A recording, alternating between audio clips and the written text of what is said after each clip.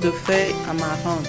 Nous allons utiliser la tomate, les oignons, ciboulettes, le feuille de courge que nous lavons. Notez que c'était déjà arrangé. Les amarantes déjà arrangées que nous lavons. Nous allons encore vérifier si l'arrangement était de bonne qualité.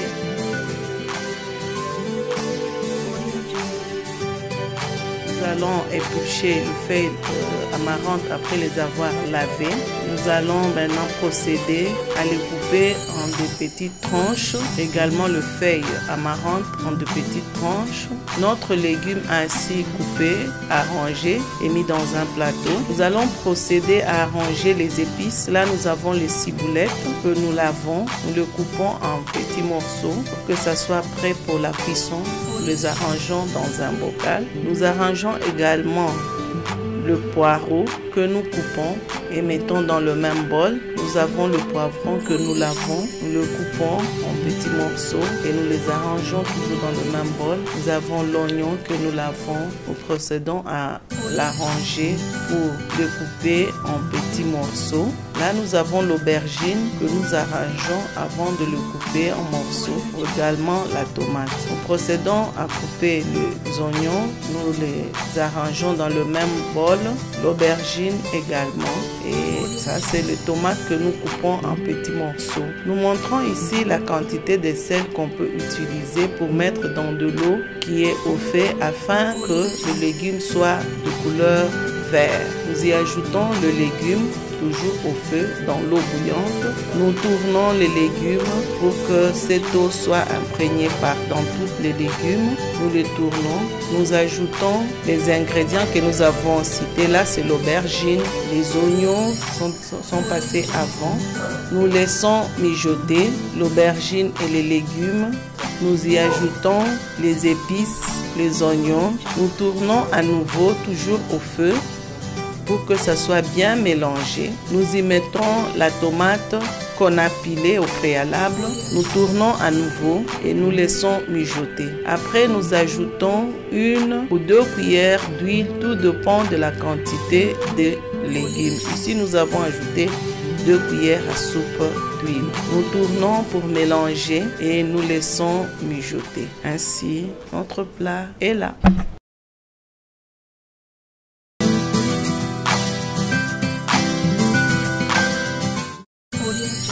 Nous avons notre poisson frais que nous avons arrangé et coupé en morceaux. Nous le lavons et arrangeons dans la casserole.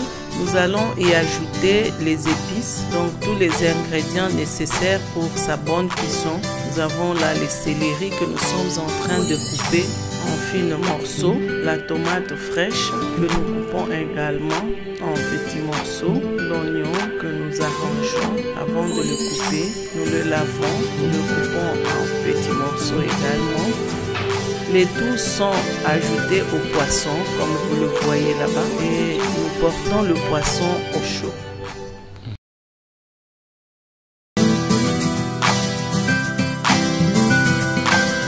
La préparation de cuisses de poulet. Nous les lavons au préalable. Nous allons le mettre dans un bol et y verser de l'eau chaude pour enlever la graisse et la peau. Nous laissons pendant un temps pour que la peau et la graisse puissent se décoller. Dans ce temps-là, nous râpons l'ail et l'oignon qui nous servira d'épicer notre plat. Nous procédons à l'enlèvement de la peau et de la graisse. Comme vous le voyez, la peau est enlevée au même moment que la graisse. Vous voyez la graisse, le mauvais cholestérol que nous sommes en train d'enlever. Et nous restons seulement avec la chair de cuisse poulet où nous allons faire des ouvertures pour mettre des épices. Nous allons assaisonner également avec un peu de sel, vous le voyez, un peu de sel. Et les épicer avec du sel, l'ail et l'oignon. l'arranger dans le grill et ainsi le mettre au feu tout en surveillant que l'intensité du feu ne soit pas élevée pour ne pas brûler notre plat. On laisse au feu pendant au moins 20 à 25 minutes. Ainsi, nous avons notre poulet grillé dans le norme. Le fretin, aliment à la portée de tous. Le fretin sont très riches en protéines.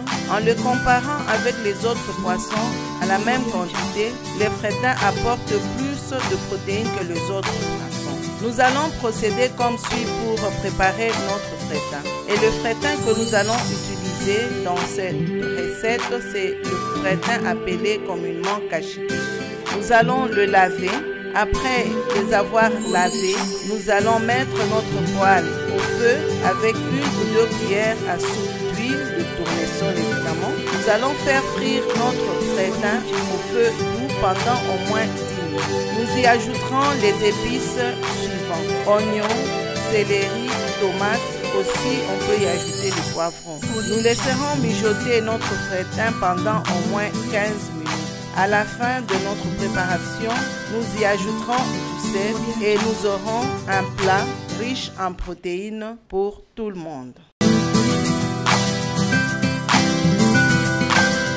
Dans la présentation de ces mets, nous avons choisi le manioc comme aliment de base. Le manioc frais sera épluché, coupé en morceaux et lavé. Nous le mettrons dans une quantité suffisante d'eau et nous le porterons au feu pendant au moins 20 minutes. Notez que ces maniocs vont bouillir sans couvercle et après le 20 minutes, le plat sera prêt pour servir.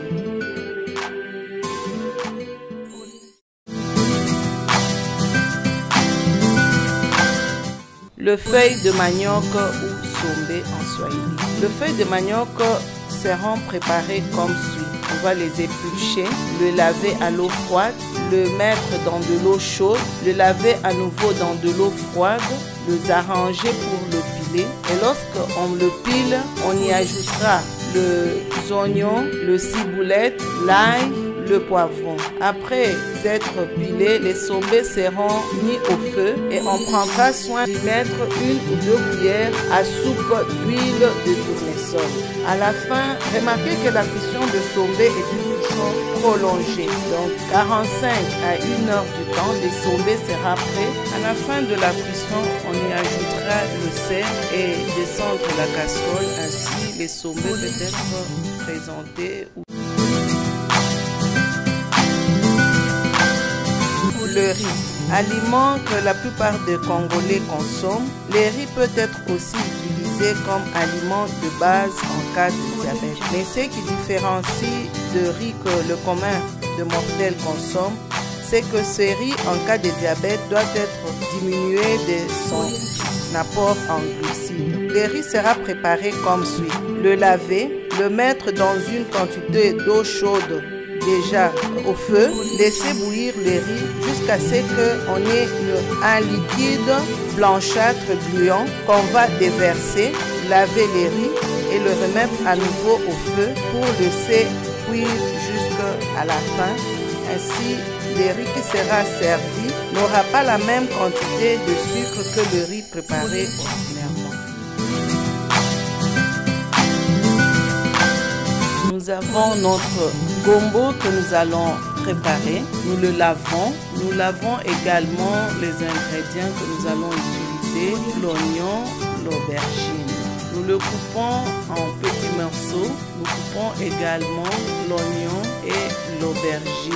Nous rangeons nos ingrédients, l'oignon, l'aubergine, les gombos, et nous allons procéder comme suit. Nous mettons dans une casserole 2 cuillères à soupe d'huile de tournesol.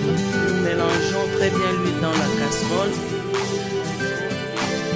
et l'aubergine. Nous laissons mijoter à feu doux pendant au moins 10 minutes. Nous ajoutons l'oignon et nous laissons cuire toujours au feu doux.